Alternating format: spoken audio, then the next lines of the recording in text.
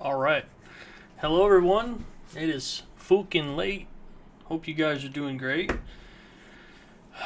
Let's go over the UFC 259 event that just happened, shall we? Event got done about, I'd say, 30 minutes ago. Can we talk about these UFC events that I understand that we got the 3 title fights on the card, but we can't be having the UFC going until 1:30 a.m. Eastern. Like, obviously, yeah, okay. It's not that bad for people in West Coast, even in Las Vegas, in Mountain Time, right? But it gets a little choppy when you get to the Central Time Zone. That was 12:30 a.m. and then Eastern Time Zone 1:30. How the fuck do you expect? Granted, I guess yeah, it's a Saturday night, but if we're wanting to pull in new people, we can't have our sport go from what time did it start today? I want to say 4:15 my time until 12:30. So that'd be 8 hours and 15 minutes. An 8-hour event. Imagine sitting down to watch a football game for 8 hours. You know what I mean? Now, am I complaining being a hardcore MMA fan? No, because obviously I like fights. I could do less with less commercials and ads and everything else in between that I'm sure doesn't help. But, God, I just... maybe I'm becoming older. It's like, I got shit to do, you know? I can't sit here for 8 fucking straight hours of watching fights, but I love it. I love it at the end of the day, so I shouldn't complain, but I just feel like we're wanting to grow the sport. An 8-hour event, I don't think is the best way to do that, but what do I know? But let's get on into it, shall we? What a fucking event. Goddamn doors are blasted off from the early prelims on, right? But let's talk right about the main event. If you haven't seen the fights, leave now. Come back. Let's talk about them. But let's jump into it. So main event, we have Yan Błachowicz defeating Israel Adesanya. His O had to go by 5-round unanimous decision. And the scorecards were kind of interesting. They were talking about him a little bit on the broadcast. I think there was like a 49-46, 49-46, and 49-45. If I remember correctly, I have to go look it up again. And I guess 2 judges gave 10-8s, I think, in that last round. So I was telling my buddies that I watch MMA fights with, I was like, damn, dude, even though, you know, we expected the speed and technique out of Israel Adesanya, and they were even talking about the broadcast how Yan was biting on the feints. It's because you got to be careful as fuck, dude. You telling me you're not going to bite on the feints that Izzy is going to be throwing at you? The dude's obviously using a ton of misdirection, a ton of feints. He's trying to get reactions out of you, and he was getting a lot of reaction out of Yan, but Yan still was putting it on him. Like, you know, there was other fights with, like, Costa is obviously the latest example where you just shell up at times and you just don't know what the fuck to do. Yan was actually at least being competitive. And after that second round, I told my buddies, I'm like, I'm actually liking what I'm seeing out of Yan. He was giving him no respect. No respect in there. Maybe not. Maybe I'm more than that for you. Maybe not no respect at all, but he's giving him not too much respect, right? Where he's just not, like, fearful of everything, right? While, yes, he was reacting, but you kind of fucking have to, right? With Izzy, you know? And then that perfect game plan of getting those couple takedowns in the last 2 rounds, dude, that just sealed the deal. And it was interesting after the fight, the post-fight interview, Izzy was talking about how he was using the right technique, but his legs were burnt. But yet the broadcast crew was saying he wasn't doing the right technique, like mid-fight. So I'd be interested in hearing about that. Like, yeah, if he's just trying to buck him off, like, you probably want to use a little more technique than that.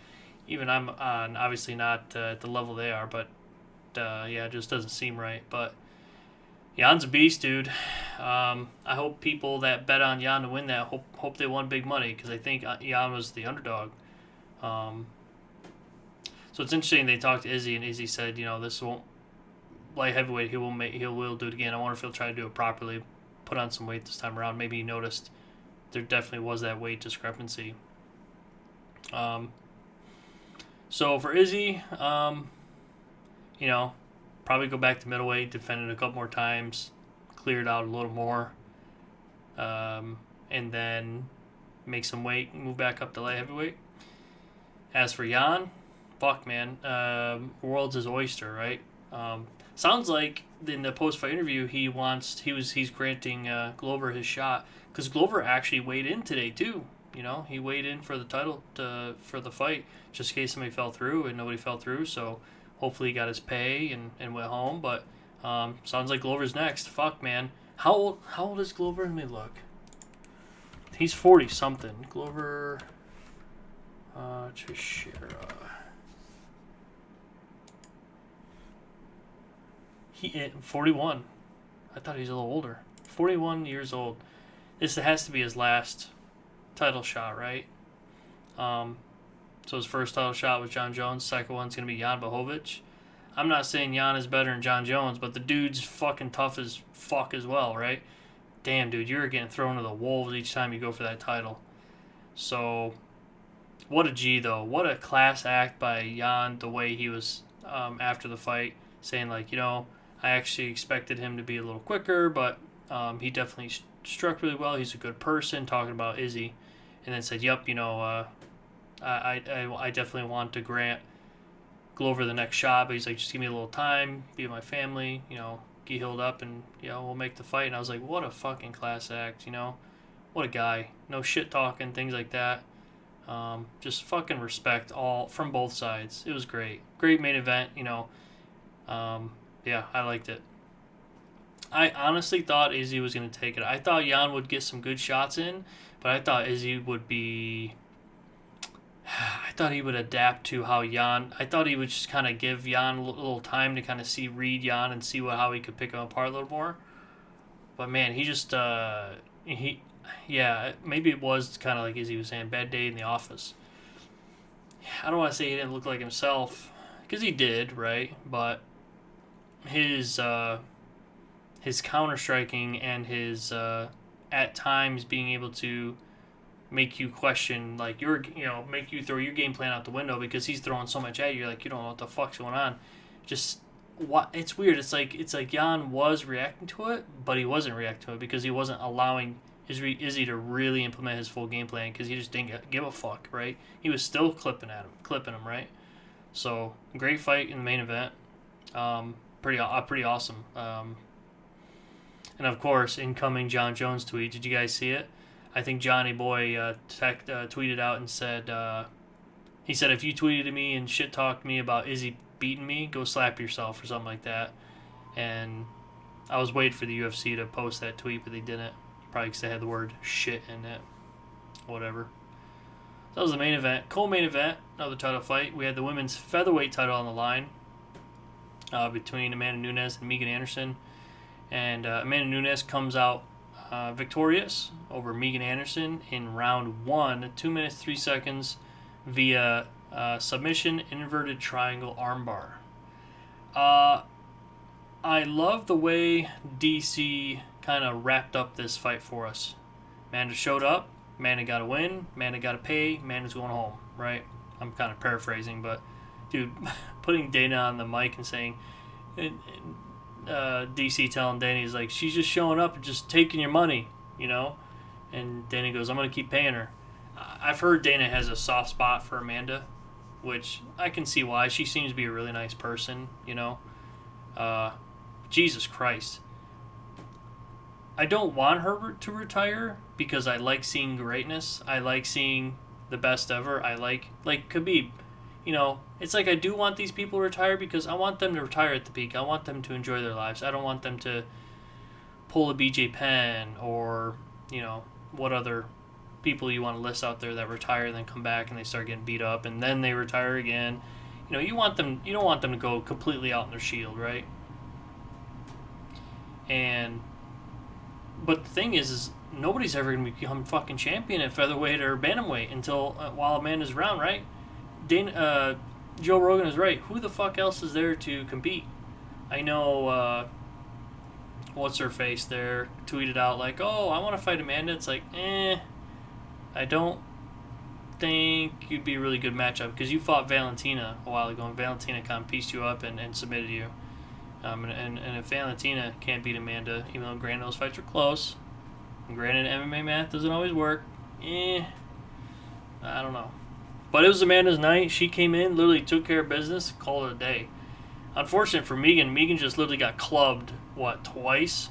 Taken down and submitted, and that was a wrap. Like, put all that time and game planning in, away from her family here in Kansas City. Away from her family in Australia/New Zealand. Forget which one. And to lose like that sucks. What's UFC going to do with that featherweight division? Are they just going to absolve it at this point? Literally, Amanda's cleared it out. Cyborg, Holly, Megan. Well, actually, Holly might have been a 135. I forget. Oh, and then the other girl. God, Felicia. I forget her name. Let me look real quick on Amanda Nunes' record. I'll see her name. Felicia Spencer. There you go. And Jermaine, was that 135? Yeah, 135. Let's see, Holly was 135. Obviously, Cyborg 145. Yeah, so last time she fought Valentina was 2017. So 4 years ago. Well, less than 4 years because that was September 2017. But you get the point. It was a while ago. So great fight by Amanda. I don't know what the fuck's next for her. Honestly, UFC, just tell her, take a seat back, let some contenders work through the queue, and see what's upcoming next for you. Megan, maybe back to the drawing board. Hope that the UFC doesn't absolve your division and tosses you some more fights, I'll be honest. Alright, and then our first title fight on the... Jesus Christ, can we talk about this? I was looking at Reddit and other sites, and Jesus Christ, the shit was blowing up about this fight. In this fight, we had the bantamweight title on the line. Petr Yan was defending his belt against Aljamain Sterling, and the result was Aljamain Sterling winning by disqualification over Petr Yan via a illegal knee to a grounded opponent in the fourth fucking round. What time? 4 minutes and 29 seconds. Okay, obviously everybody knows what happened, right? Aljamain's down. Well, let's talk about even up to this point. People actually had Petr Yan winning, of course, right? Let's all kind of agree there. Petr Yan was, and not only was he kind of winning, he was getting better down the line because you could physically see the toll it was taking on Aljamain to kind of keep up his pace that he was trying to implement in that game plan. I don't think that was a great game plan. Like, maybe it was a great game plan, but maybe he wasn't fully prepared to utilize that game plan, because in that first round, I think Aljamain was doing great. He was winning. He was doing so much output, Petr Yan wasn't able to output any of his own output, right? But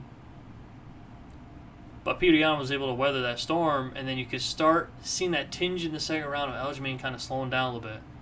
And then he was doing that stuff where he's like trying to throw a spinning back fist and like kind of slow doing it, and Petr Yan was just grab his back, and Aljamain was kind of like falling here and there. It was just weird, right? And that's when you could tell, like, okay, he's visibly getting tired, right? But he was still in it. Like, he was still throwing, like, even though you could still see he was tired, not super tired like you'd see back in the old days of UFC. Jesus, dude. So he was in shape. He was doing great, but he was definitely getting tired, right? And then, of course, fast forward, we're in the fourth round here. Aljamain's on the ground again, knee down. I think he had actually one foot on the ground, the other knee on the ground, and maybe a hand, maybe not. And then this whole, like, Petr Yan asks if he can kick or something, and then his cornerman said yes, so he hits him with the knee. That's obviously illegal. To UFC, this is why you don't fucking do these events till my time, 1:30 in the morning. And then Aljamain's hurt. A friend of mine was saying, like, oh, he might be acting a little bit. Like, man, I don't know. Imagine you being on the ground, knee on the ground, your no knee on the ground, and somebody else's knee. I think it was right around the temple, too. And hit him right there, and you just fall aside, like, because he kind of winded up just a tad, right? that was you weren't blocking it, you weren't expecting it, club, right? I'm surprised he wasn't actually maybe knocked out. If obviously he should be definitely concussed, right? Yeah, we got a lot to talk about here. Jesus Christ. Let's talk about the part of the confusion of the knee, right? Why did Petr Yan ask his corner if he could throw a kick or a knee? Whatever he said in Russian, right? Why did he say that? I'm going to give you a hint. Because these fucking rule sets, I'm going to be completely blunt, these fucking rule sets across all these different states in the United States, these countries, all these commissions not using the same fucking rules across the board is causing confusion. I think I mentioned it in literally one of my videos like a year or two ago on this channel where, these rules are not actual, the unified MMA rules, are not really fucking unified, okay? Literally, they at the top of the broadcast, the very beginning of the show, they talked about the rules, how Nevada has the latest rules, except for they don't have the grounded opponents, but yet they also have this thing where they have a ref on the side that also can do the replay camera or video.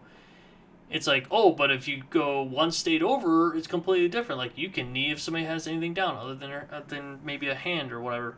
Now, granted, if you think about the rules, I think the rule is whether you're one hand or two hands, right? But still, there's this whole difference of Petr didn't know the fucking rules. Obviously, he probably had... It's like, I feel like there's failure on multiple parts. And obviously they had a discussion in the back with, or at least should have had the fighters/officials meeting.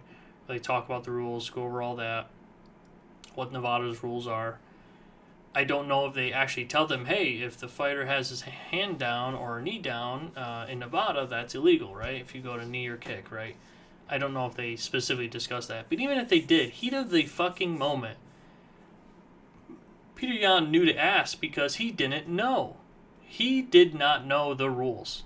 Okay? That's the problem. And why did he know the rules? Because they're different. If it was the same across the board, why would people not know? Okay, cool. Let's say the rules got an addition and changed, and let's say at the end of the calendar year, end of December. Everybody know the rules. January 1st, okay, new rules of this. There isn't this whole bullshit. You go to California, you go to Nevada, you go to Texas. They're all different rule sets. You go down to Brazil or go across to UK, different rule sets. Obviously, yes, Nevada and California is kind of the one that a lot of the commissions like to follow, but this whole bullshit where some of them are, half-baked, some of them like, I don't want to change anything. It's like, dude, we need to get on the ball here. We fucked up allowing all these different, what's the word I'm looking for? I don't want to say hands in the cookie jar kind of thing, but too many, basically that's an analogy I guess I'll use, where we just have too many people. It's like political, right? It's like we need one body that can, one big body commission that'll do all this shit globally, right? That's what we need. So that's my rant on that. Number two, not only did Petr Yan not know, his cornerman didn't know. Either his cornerman didn't hear him correctly, because they were saying on the broadcast that his cornerman said to keep punching. I don't know if that was his coach, but the other cornerman said yes to Petr Yan saying kick or knee, whatever he said. And even he didn't know, right?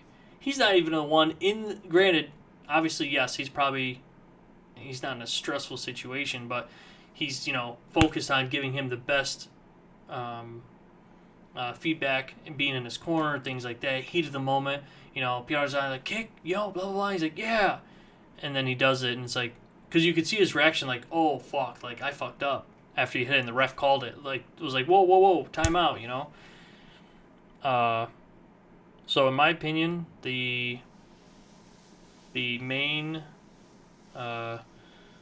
reasoning for this is the goddamn rules, okay? That's what we need to get resolved. If the rules were the same literally across the board, people would know what the fucking rules are mid-fight. They wouldn't have to, be grabbing the head, standing here and be like, am I in Nevada? Am I in Florida? Should I throw a knee? Can I not? hey, cornerman, can I throw this or that? Like, can we not get to the point where these poor fighters, mid-championship fucking fights, are asking their corners what they can or cannot throw? Jesus Christ, it's so frustrating. I've talked about this ad nauseum, in my opinion. It's just, I don't know exactly how we fix something like this. I don't know how we get a commission globally instead of all these fucking commissions. It's, yeah, I don't know. So poor Aljamain Sterling, like I said, a friend of mine was like, oh, maybe he's acting a little bit. Dude, I don't think there was any acting there at all. A full flesh knee to the fucking head while you're down like that, like, yeah, I don't know. Like, that looked hard, right? That looked hard. That was definitely the right call. I do feel bad for Aljamain Sterling. Supposedly per the scorecards, one judge actually had Aljamain winning by 1 point. The other two had Petr Yan winning. So who knows? Who knows what could have happened, right? Who fucking knows? He could have won that legitimately. He could have lost it legitimately, and it could have been a close fight. We'll never know. Obviously, I assume they're going to do a rematch. That's the only play here. Because Aljamain, which, of course, it happens, he's super emotional, completely understandable. He also just tosses the belt, completely understandable, right? Like, I wouldn't want to win something like that either, right? Get disqualification, and that's how you win the belt. Like, that's not how you want that shit to go down. He even said that in the state he was. He's like, I don't want the fight to end like that. Like, fuck, nobody does, dude. No way. So, yeah, I don't know. What a shitty situation. I don't want to say that it was going to take this to occur in order to hopefully fix the rules, but hopefully we learn something from this instead of just sweeping it under the rug and calling it a day and be like, Petr Yan just didn't understand, or no, it's the fucking rules, let's get it resolved so we don't have this issue again, you know? Anyways, Petr Yan was fighting a great fight, actually, doing this, not wasting energy, just straight down the pipe kind of shots, things like that. And Aljamain was trying to implement his game plan, which wasn't working out all that great down the long stretch. It's like it was working great for Sterling in the beginning, and then towards the middle, towards championship rounds, Petr Yan was coming on. So frustrating. Okay, moving on. Next fight we have Islam Makhachev defeating Drew Dober, round 3, in minute 37 via submission arm triangle choke from half guard. I thought that was a Von Flue choke. I might be a little wrong there, but I thought that was kind of what that was, where they kind of lean in their shoulder into their neck like that, but I could be wrong. Obviously, it's probably just a tad different, but yeah, I'll be honest, I've been high on Drew Dober for a long time. I feel like he's a good talent, but man, when you run into the wall that is Mr. Makhachev here, being with Khabib and coached with Khabib, and Khabib even saying the high praises he has for Islam. I'm really hoping Islam can stay active and we can see how great he can be, because, wow, what a fucking talent, right? Hopefully we can find somebody else for Islam that has really, really good takedown defense and actually can, make Islam work. I don't want to say Drew Dober wasn't being didn't make it a super competitive fight, but it kind of wasn't, Once Makhachev got that takedown, it was like, that was the end of the round. Next round, he got that takedown. Well, that's it for the rest of the round. Like, I don't think Drew Dober actually got back up. I think there was a little bit of struggle one of the rounds, but Makhachev just took him down, and that was it. Like, he might as well just laid flat, right? So, yeah, but great win by Islam. Moving on, Aleksandar Rakić defeats Thiago Santos by 3-round unanimous decision in the light heavyweight division. Yeah, I kind of agree with the broadcasters. This fight was, I don't want to say boring. I want to say they're a tad gun shy, which I feel like there's a couple layers of this. Number one, Thiago Santos, everybody knows at this point his knees just got replaced, Just like, who was the other fighter that had something done? Damn, what was that? I forget what fighter it was. I want to say there's another fighter that had some kind of surgery or something. You could see they were a tad different in their fight. On top of that, when was Thiago's last fight? Which was John Jones that had his knee problem. So I know he's been out a while. It's a year and a half. Oh no, he fought Glover after. Fuck, I'm wrong. Wow, that's 3 losses in a row. Wow. Okay, so he fought John Jones in July 2019. Oh, is that this? Yeah, that was the event I was at Fight Week in Vegas. That was a good event. I loved it. Vegas was awesome. Anyways, so that was 2019, and then 2020 November, so a year and 4 months, he fought Glover, lost in 3rd round, rear naked choke, and then 4 months later, now fought Aleksandar Rakić, and still looks a little gun shy. What's crazy is right before John Jones, he beat Yan Błachowicz, the fucking champ, right? Like, let me scroll down. Yep. So Jan's last loss is Thiago Santos. He lost to Thiago, beat Luke Rockhold, beat Jacare, beat Corey Anderson, Dominic Reyes, and then now Izzy. Crazy, dude. Before that, he beat Nikita Krylov, Jimmy Manuwa, Jared Cannonier, Devin Clark. He somehow lost to Patrick Cummins, which that's kind of weird, but... So out of, just real quick, out of Jan's last, let's see, 1, 2, 3, 4, 5, 6, 7, 8, 9, 10 fights, he's 9-1, with Thiago literally being that one loss. If Thiago actually won this fight convincingly, got a knockout, obviously Glover's next, maybe give Thiago one more fight, maybe not, maybe after he could almost go back up and try to win that belt from Yan. Maybe Yan have that rematch and get that dub, make it 1-1. But yeah, I felt they were a little gun shy. I think they both knew how much power they both had, and they just didn't want to take a chance of getting knocked out, right? So, I don't want to say it was super underwhelming. I was whelmed, I guess is what they say. I wasn't overwhelmed, but I was whelmed. So, okay win by Rakić. It's not going to get him a title shot, but okay win. All right, let's talk about the main event fight on the prelims. Dominic Cruz defeating Casey Kenny by 3-round split decision. Typical way of Cruz winning his fights, right? Great win by Cruz. Casey was clipping him, dude. Don't get it wrong. Cruz is getting clipped here and there. I wonder how much people are watching the tape of Cody Garbrandt defeating Dominic Cruz. I felt like the game plan, the style, the swag, the preparation that Team Alpha Male was finally able to implement with one of their pupils, aka Cody Garbrandt, to defeat Dominic Cruz.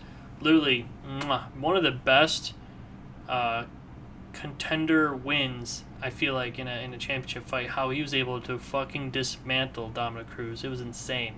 I need to go back and watch it again, to be honest. So I wonder how many people are watching that or trying to implement those certain things against Cruz, because Mr. Kenny there was lighting him up a little bit here and there. But Cruz won the fight. He definitely won that. So good fight by Cruz. The whole thing at the end about having to fight some guy, I don't know who the hell that was, but I don't know if I think he said it was a lawyer or a manager or something. I don't know. I'm not gonna take him seriously, but good win by Cruz. Maybe he just takes a couple more fights and maybe calls it after that. I don't know. Who knows if he'll ever get another title shot, you know? Fight before that, Kyler Phillips and Song Yudong. Kyler Phillips win by unanimous decision. I couldn't watch the very end of this fight, but I did see, I think, round 1 and 2. It was a great fight from what I saw. I'm trying to remember exactly how much. I want to say Kyler was looking Kyler was like throwing crazy shit, if I remember correctly, in that first round, looking legit. I thought Song was gonna take that, but Kyler Phillips was doing really well, throwing some crazy shit, and looks like he won that via unanimous decision. Fight before that, we had Askar Askarov defeating Joseph Benavidez by 3-round unanimous decision. Ooh, this one was kind of hard to watch. I assumed Askar Askarov was going to win that, even though I think he was the underdog, if I remember correctly. Joey B's fighting style, and I think they touched on this just a tad in the broadcast. I hate to be another person to shit on Joey B, but I think the game has come and passed Joey B. The way his stance of keeping his hands like right here and he's just like moves like this, I'm like, what what is that stance? I mean, hey, if it works for him and he gets wins, great. But did he get a win today? No. When was Joey B's last win? Must have been before the title fights. Yeah, he beat Juicy Formiga mid-2019, then lost to Figgy twice, and then now lost to Askar Askarov. I don't know. I don't know what Joey B should do, but a lot of people I'm saying retire. It's like, you know, let the man do what he wants. Like, he's only 3 losses, you know, recent.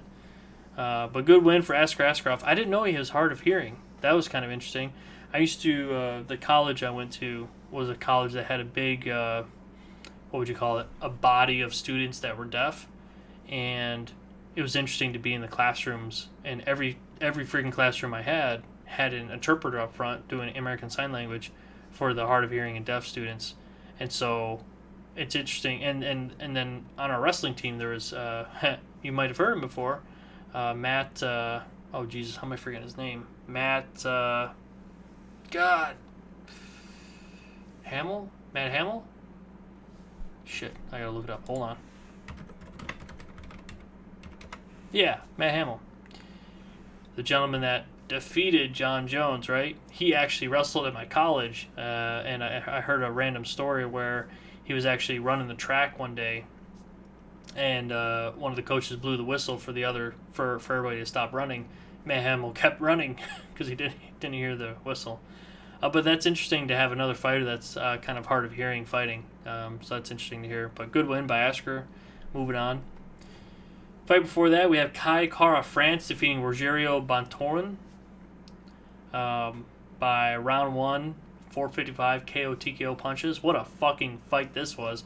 Dude, it looked bad for Kai Kara France at first, right? Rogerio was just putting it on him with the grappling. Just, how many times did he almost have that locked in, like the rear naked choke? Like 3 or 4 solid attempts. And Kai Kara France was just being chill, being relaxed, just untying the hands, and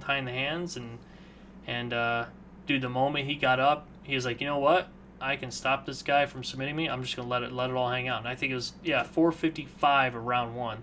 So there wasn't much time left anyway. Even if he did get you down, if you've already gone out of it 3 to 4 times, what's he gonna do with 30 seconds or a minute left, right? Dude, he just throws bombs. Was it 2 right hands and just cracks him, and he falls to the ground, and Herb Dean stops it and pulls Kai Kara France. I don't know if Kai Kara France felt like he tripped into Herb Dean, and that's why he ran back. It was either A, he tripped, or I don't want to say he tripped. He felt like maybe he bumped into, like, Herb Dean, and some of the refs tried to get the fuck out of the way, and maybe he just felt like he bumped into him, right? Even though I think the hands were kind of pushing him to the side, but maybe who knows? I was hoping they'd ask him in the post-fight interview, but they didn't. But then he does the whole comeback, and I think he was just like joking around, like, but I think that was more of what happened. But great win by Kai Kara France. Fuck, man.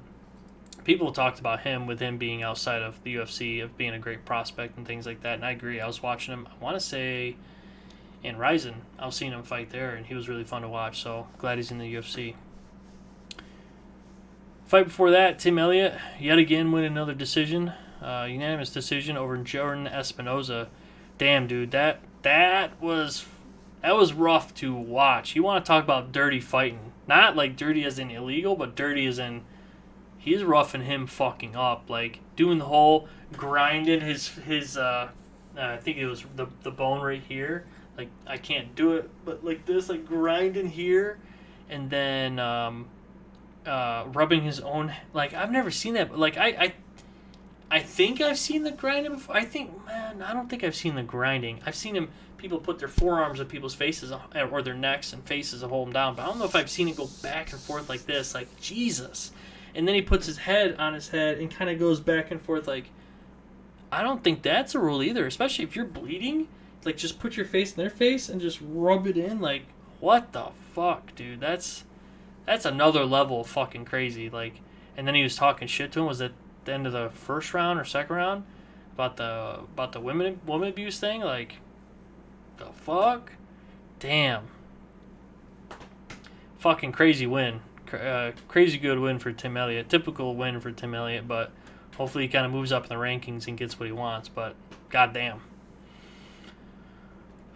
Fight before that, Kennedy Njoku, I'm probably fucking up that last name, defeats Carlos Urbeg, and probably fucking that last name up too.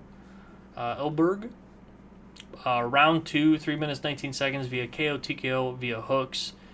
Jesus, that Carlos guy was actually looking good. Oh yeah, I don't think it's even pronounced Carlos. It's something else, but I'm gonna say Carlos.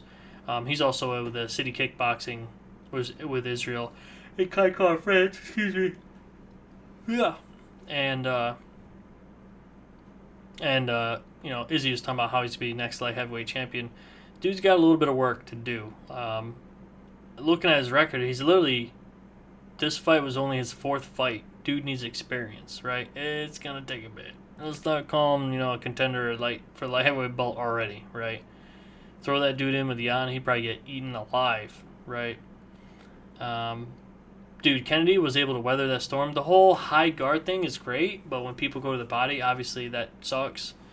So I think Carlos could have went to the body a little more, but he was just trying to headhunt the whole time, and he did clip him a couple times, and Kennedy just weathered the fucking storm, came back and got that win. It was like that right hook right up against the fence, just knocked him down. Great fucking win there. I remember when they were like talking up this Carlos guy, I was like, this Kennedy Njoku, I've seen him fight a couple times, and he looks like a beast. So I wasn't counting that guy out. So great win there. Fight before that, we had Sean Brady defeating Jake Matthews by submission arm triangle choke in round 3, 3 minutes and 28 seconds in. I'm trying to remember. Hold on, was this the one? Oh, yeah, I'm trying to remember. Dude, this is why you don't have an event for 8 hours. I'm forgetting the outcomes here. I think this is the one where Sean Brady. Oh, no. That was Islam Makhachev, where he kind of, I thought it was a Von Flue choke. Fuck, I don't remember. Yep. Okay, we're going to skip that one. Sorry about that. I thought Jake, I feel like too many people are too high on Jake. I don't know. I kind of think we might have seen Jake's ceiling, in my opinion. I don't really know if Jake's going to get that much better from here. Let me look at his record. Out of his last, let's see, 1, 2, 3, 4, 5, 6, 7, 8. Out of his last 8 fights, he's 6-2, so not bad. He's wins over Bojan Veličković, Jingliang Li, which is Leech, Shinzo Ansai. They lost to Rocco, who I think he's been let go. No. Fuck, I forget. Rostam Akman, Emil Meek, and then these are the other ones, and then Diego Sanchez, and then now lost to Sean Brady. So I don't know. I'm not completely sold on Jake Matthews, I guess is what I'm saying. But Sean Brady looked like a fucking tank though. Like when they of course when the camera was actually looking at them on the side instead of front back, Sean Brady's chest area. Fucking like God, Jesus Christ, the dude was a tank. Yeah. Fight before that, Amanda Nunes defeats Lavanya Souza. First round, 3 minutes 39 seconds via KO TKO by a power jab to ground and pound. Jesus, chick, that fucking chick is able to. Tell me what chicks in 115 pounds can stop another woman, right? What women MMA fighters in 115 pounds division can put out girls with strikes? And when I say strikes, I'm going to get even more clear. Not just strikes with your hands, right? The one that I can think of recently is Rose Namajunas defeating Joanna Jędrzejczyk. Right, getting that knockdown and getting the finish there at Madison Square Garden. But even that's not typical, right? This Lemos chick was able to throw solid bombs on Souza. You could see when it hit her, she's like, holy fuck. Like, great fucking win. I've always told my friends that I watch MMA with, I feel like women 115, even 125, for example, Valentina, and even any women's divisions should huge invest in, obviously, yes, striking, but head kicks, because obviously our hands, punches, right, probably isn't as strong as kicks, right? Since women are so much lighter at 115, 125, and they don't have like the bone density and stuff, whatever the genetic differences between male and female, they probably can't create as much power as men, right? So with punches, so why not just use your tree trunk legs that are carrying your weight against gravity to hold you up? Use those things to get those knockouts. Look at Amanda Nunes. Look at Holly Holm. Look at Valentina. Look at all these look at Rose. She got another win against Karate Hottie, Michelle Watterson. She head kicked her. Now, granted, she took her down and then submit her, but that head kick led to it, right? Tons of examples of women using head kicks to get wins, and but this Lemos chick don't need it. She's got that striking power at 115, not knockout power. Like, goddamn, props. So I'm interested in keeping tabs on her. Holy shit, I'm already 41 minutes in. Let's go a little quicker. What was this? Uros Medic defeats Alan Cruz. Round 1. KO, TKO, flying knee to ground and pound. Fuck, did I miss this one too? I might have missed that one. Mario Batista, Trevin Jones. Oh, that was another finish. Round 2. I know I watched that fight. Let me think. KO, lead uppercut to ground. Was that the one where his uppercut? It reminded me actually a lot of Khabib's. And I only say that because Dan Hardy was the one that kind of, I forget what he called it, but there's like a right hook and then there's an uppercut, right? So it's like uppercut and then right hook. Obviously, I'm not a fighter, so I'm not doing it perfectly. But then there's like this shovel punch, and that's what Khabib does. I feel like that's what Trevin Jones did here. He almost did like a shovel punch where it's not this, it's not this. It's like kind of in between, right? He landed that and just fucking finished it from there. So great win there by Trevin. If I remember correctly, that was the one that the win utilized there. So overall, 15 fights, 8 hours. I mean, I enjoyed it. I had my Taco Bell, watched my fight, so it was a good day for me. I'm gonna wrap this video up. Thanks for watching. Have a good rest of your day, night, morning, afternoon. Hope you and your loved ones are safe. Be nice to people, and I'll see you guys next week. Peace.